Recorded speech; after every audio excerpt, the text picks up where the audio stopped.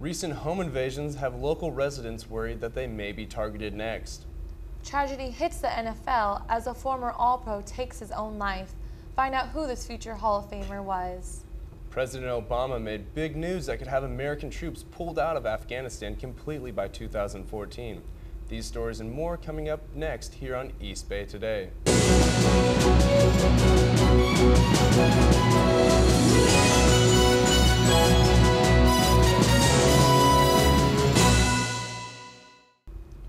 Hello and welcome back to East Bay Today. My name is Nick Gonzalez. And I'm Stephanie Cole. Here are tonight's top stories.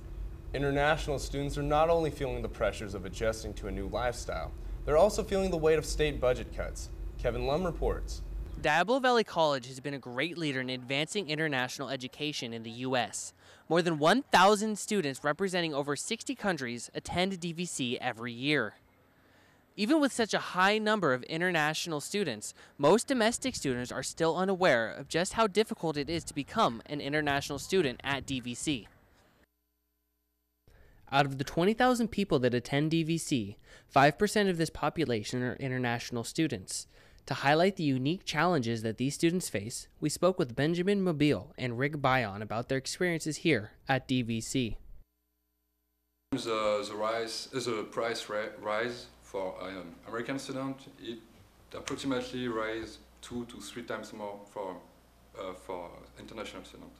We need to take a test, English test, and if I pass the test, I need to prove that I have enough money to stay here.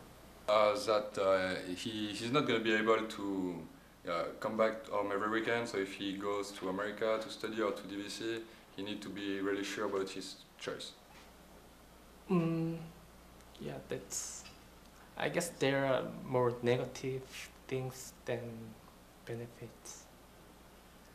Many of the international students at DVC are planning to transfer to a 4-year school. To get a sense of what goes into the transfer process and other more technical aspects of the international education, we spoke to Gloria Zarbozo, the Director of International Students Admission and Services at DVC. Like the transfer center, counseling, career and employment services, all those sorts of all those areas that get cut that student services can use, international students can use, does affect them. And the majority of our students do come here, of our F1 students do come here to transfer. So not having access to a fully functioning transfer center, doesn't help. And of course, being able to get classes is huge, because they're not able to just go across the street and get a job at McDonald's. So if they don't get classes and they're delayed in getting their educational goal, they don't live across the street. They live 6,000 miles away. Okay, they don't have a lot of options. So in that sense, absolutely.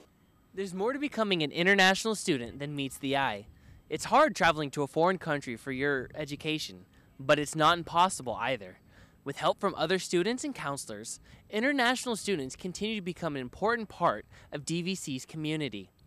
For more information, please log on to dvc.edu or stop in and talk with a counselor. This has been Kevin Lum reporting to you live from DVC. Thank you, Kevin, for that insight on the international student's perspective. European courts may send suspects charged with terrorism to prisons here in the U.S.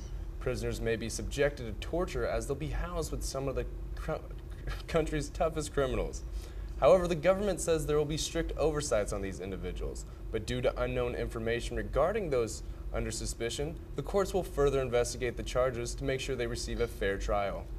Cuba will see a huge change in the way they travel from now on. The Cuban government has controlled the comings and goings of citizens for over 50 years and is now close to a momentous decision that will allow Cubans to travel freely in and out of the country.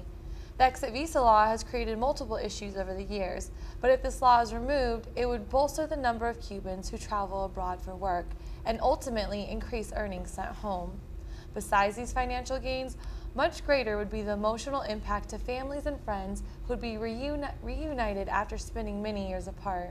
One of two Oklahoma men accused of going on a racially motivated shooting spree in a predominantly black section of Tulsa last month says he has no ill will towards black people and counts several of them among his friends. Jake England and Alvin Watts shot 5 people, all black, leaving 3 of the victims dead.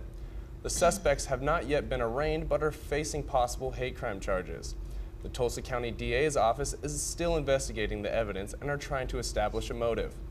The shooting spree took place nearly 2 years to the day after a black man shot and killed England's father.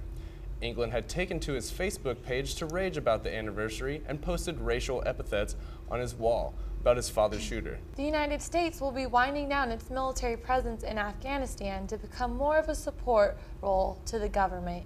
Due to Britain's presence, the U.S. military can act as a training force and an aid to establish a stronger democracy above. We will not leave the country entirely, says Obama, but our presence will be greatly reduced by 2014.